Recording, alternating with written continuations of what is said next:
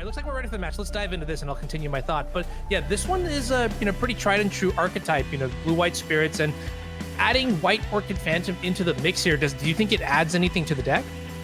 I mean, it's an interesting ramp element for the deck. The double white could maybe be a tad problematic if you're playing, basic island as we see in this hand. But um, I do think it makes sense as kind of a curve play, um, because spirits really wants a high density of cheap spirits. Okay, well, getting into match number 3 here, Ben Wheeler on the play has the land pass. Arne, on the other hand, has drawn maybe the best card to play on turn 1. That is Aether Vial, and his hand looks pretty decent here. Yeah, these rattle chains, this is like one of those cards that is hard to play with spirits because you want to be able to time it at exactly the right moment. Um, Ben does have the Flare of Malice, so that can kind of get around the rattle chains as well.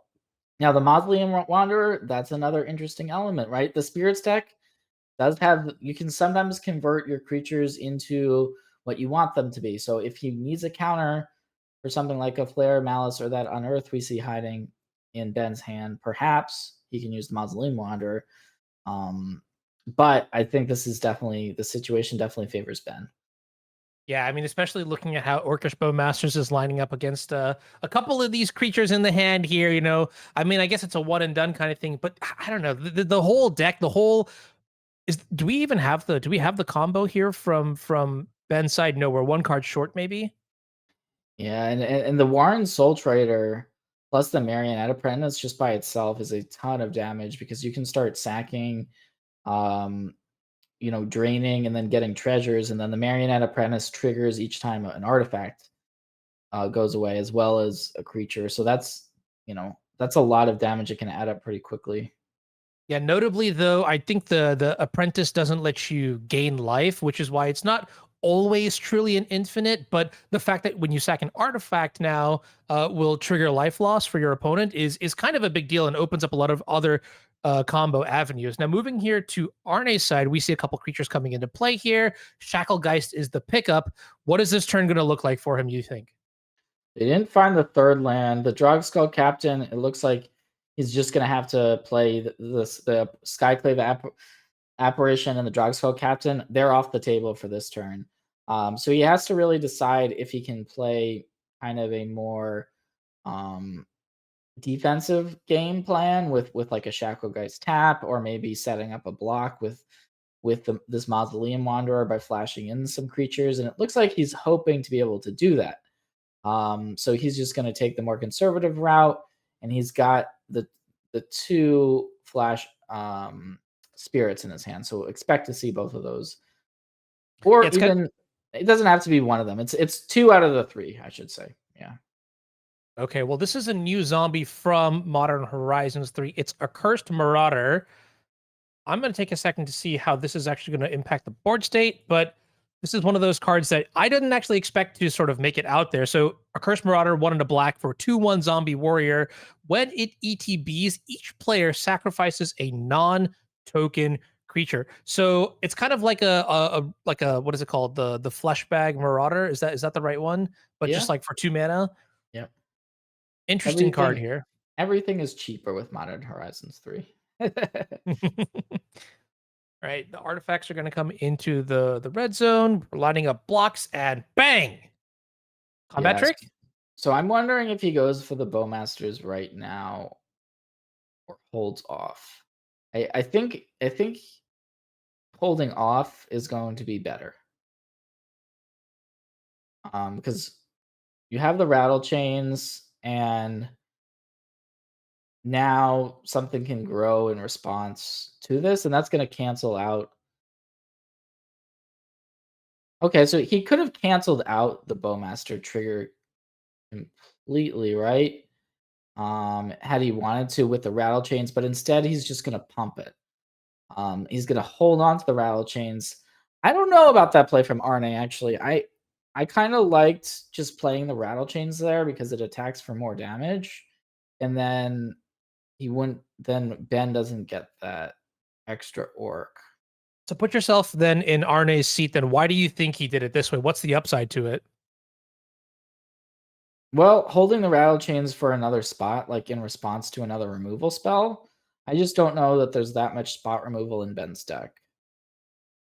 But he does still have access to those rattle chains for a different trigger to so there's value there. And and Arne's now in a decent spot because he has the ability to get this Drogsko Captain out. Now Ben does have the Flare of Malice, which Arne he probably is considering it, but that could change things very quickly if Arne goes for the Drogsko Captain right now. That means he's not spell quelling, which is kind of dangerous, right? Because okay, so it looks like he's not gonna go for it. I like that play. He's gonna hold up the spell queller, but this land might just be GG. It might Ooh, be. It might okay. be. It could be. I mean, because here's what you can do with the Soul Trader. You can play the Soul Trader, and then when the Spell Queller comes down, then you can also Flare of Malice to get your Soul Trader back, right?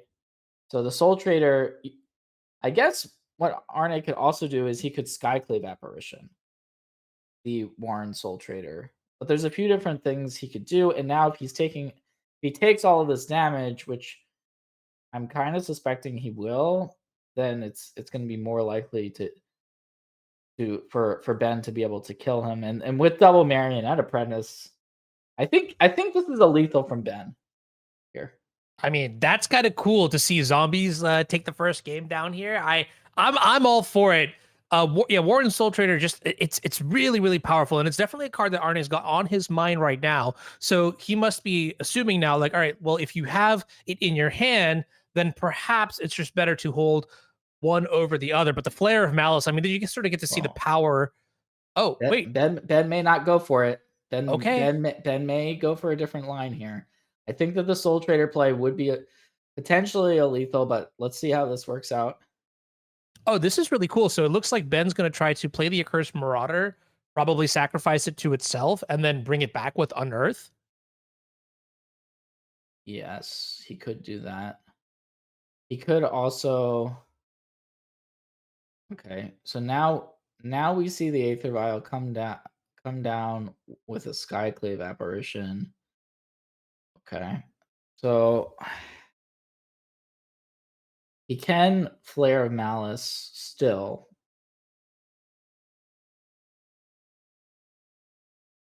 It's a tricky spot, right, for both sides. Oh yeah, there's a lot going on here. The good news for Ben is that none of this removal targets, but it's gonna be tough because you're not gonna get rid of all of these spirits, and then Arne has the Rattle Chains plus the Drogsko Captain. I I think that Arne may be able to pull this out. Okay, yeah, and sort of here we're sort of seeing like the delta between a card like Marionette Apprentice dealing a little bit extra damage by sacrificing artifacts, but critically not gaining that life that you want in this sort of tight board versus board scenario.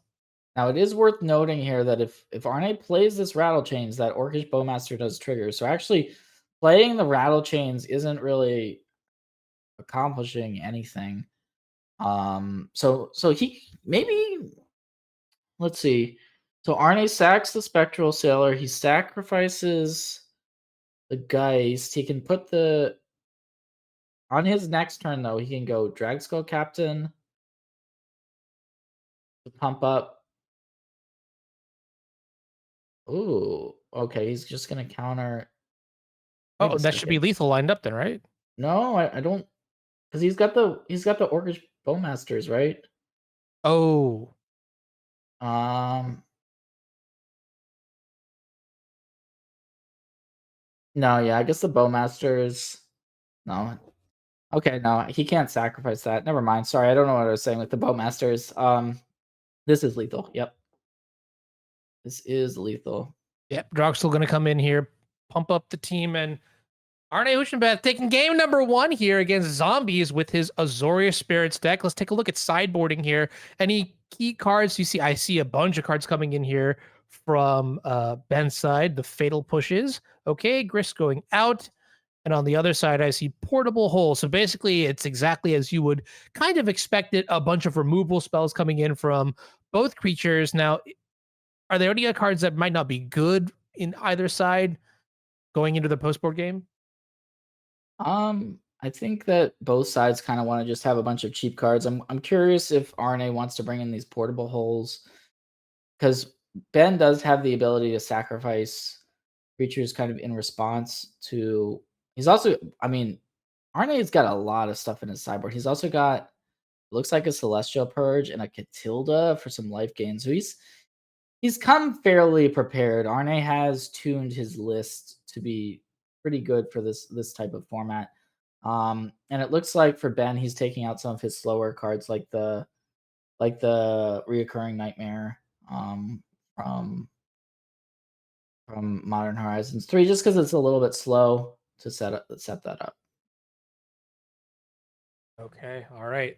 One thing that's really interesting about the way that Arnie's built his deck, when I gave him the tag spirits, I wanted to see how he was going to leverage the card White Orchid Phantom, and it seems like there's nothing special, super special going on. Ephemerate does sometimes work well with Spell Queller, and that combined with White Orchid could be really good. Now, I guess when you're sort of deck building in this environment with spirits specifically, how do you feel about a card like Ephemerate? Do you think you contort this deck to sort of handle that extra card, or do you keep it lean, mean, and then just use the Phantom as like a disruptive card more than sort of a value card when paired alongside Ephemerate? I mean, I think that there may be a more top heavy version of the deck that is a little bit more rampy that could utilize it, but it's going away from the more traditional route of um trying to be more aggressive with stuff like Supreme Phantom. Um so you really want to be utilizing some ETBs, and you also want to be figuring out. I mean, the good thing about Ephemerate is that you can like reuse rattle chains. That's not necessarily um relevant because you could just ephemerate a creature if your opponent's targeting it with removal anyways.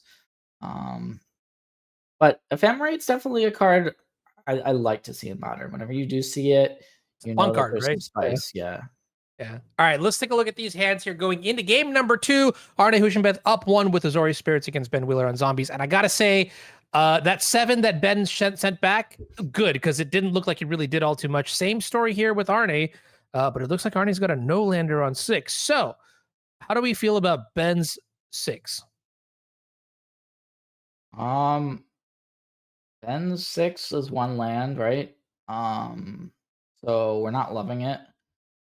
Guess you got the trawler as well. So Oh right, yeah, yeah. this is where trawler has been very interesting, right? It's even earlier today, I noticed that you tutored up the trawler and then played it as a land off of the Goblin Matron to get that Aether Vial down a turn sooner, which to me was really cool. And here it's a creature you can sack in the late game, but early game, I think this is exactly what you want, right? Those extra mana sources. Yes. No, you're good point about the trawler. Yes, this is a pretty good hand. The Spymaster's Vault, I believe it's only untapped if you have a swamp, so that could be a little bit annoying just because the trawler isn't a swamp. But looks like he's just gonna turn one that, which means not playing the Stitcher Supplier. Yeah, and that could be very critical a couple turns down the line here, just not having that tempo of the turn 1 play that really does fuel a lot of your turn 2, turn 3 options. Like looking at the nightmare in the hand, sure, really would like to have a graveyard. And you can see now, we drew the swamp, but we're not going to take the turn off here. We're just going to keep going forward as fast as we possibly can, play the 2-drop. And looking back at Arne's side, I mean, his hand actually for a 5 is pretty decent, right? Double Phantom, Spell Queller. Yeah, but he doesn't have an Aether Vial, so he can only do one spell per turn, and I think that Ben can start doing some pretty fun stuff with the Stitcher Supplier and possibly the Nightmare. Um, I think what I would do here, I may have just played out the Stitcher's Supplier because if you hit something like a Marauder, which he played the last game, then we can get that back immediately and could. I mean, I'm not sure what the attack is necessarily accomplishing, but let's see what he milled. Looks like a Flare of Malice, another Marionette Apprentice, and an Overgrown Tomb. So here comes the Nightmare, and I guess we're going to be sacking the Stitcher Supplier to bring back the Apprentice. And I mean, board's kind of decent. Honestly, this Chthonian Nightmare is a really cool card when it gets to do its thing. Yeah, I mean, Arne, if he draws a land, he can hold up the Spell Queller for the Nightmare. So that's, I think he's looking for a land here. Yeah, land would be pretty big here. I think getting access to that Spell Queller is exactly where you want. And there it is, Flooded Strand off the top. Yeah. So now we've got an interesting dynamic here where Arne passes the turn as often the Spirits deck does, and then Ben's got some decisions he can make because he can also run out the Nightmare. He doesn't have to. He could just play out, say, Marionette Apprentice here and see what happens. He's got the Boggart Trawler, but it looks like he's just going Nightmare right away. I think this will elicit the Spell Queller. Yeah, I don't think you really have a choice here, right? No. One other line he could have taken would be Marionette Apprentice.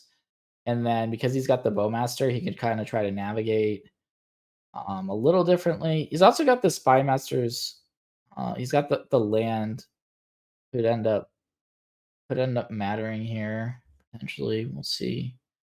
This is such a weird board state because I mean, you know, you rarely see 4 copies of this Blood Artist styled card, but Marionette Apprentice ends up being so good in this deck that, you know, you're totally okay with playing this many. And I mean, if we find a removal spell for the Spell Queller, like, hey, who knows? Maybe we even get the 4th one into play, and that would be kind of cool. You know, just check that off my bingo list.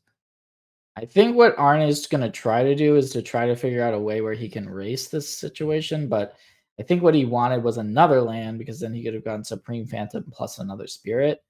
The Aether Vial is not really the card he wanted in this situation. He can still Supreme Phantom. Ben's at 14, and like you mentioned earlier, the Marionette Apprentice does not gain life. So Yeah, that is a little bit dicey. Here's a quick question. So if let's just say some unsuspecting Azorius mage in the booth cast a supreme verdict on this board right now, hypothetically speaking, how much damage would that be? So Marionette Apprentice triggers on each other creature. I believe it would be something like 9. Complicated, right? Because it I doesn't count think itself. 15.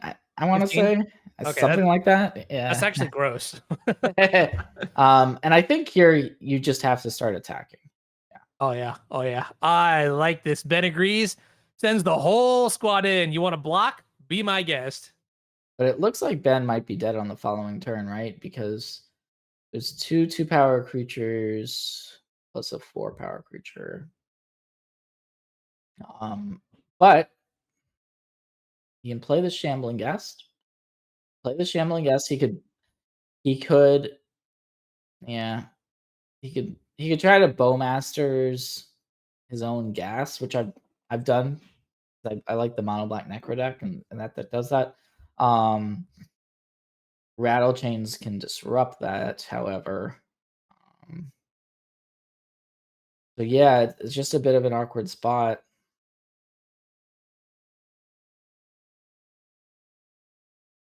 Yeah, that's actually so cheeky. I didn't even think about that, right? Ping the Bowmasters, give one of the creatures maybe -1/-1 for a turn.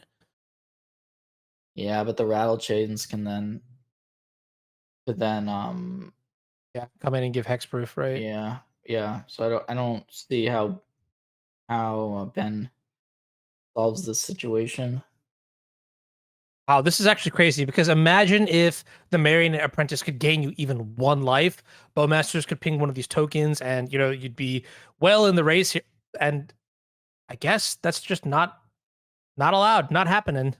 Yeah, if he had like a sack outlet, there may have been an earlier turn where Ben could have played, a little bit more aggressively. I'm not sure, but it turns out that sometimes these games just come down to very close thin margins, which is what we're seeing here. Like if Ben was at one more life, he would win this game.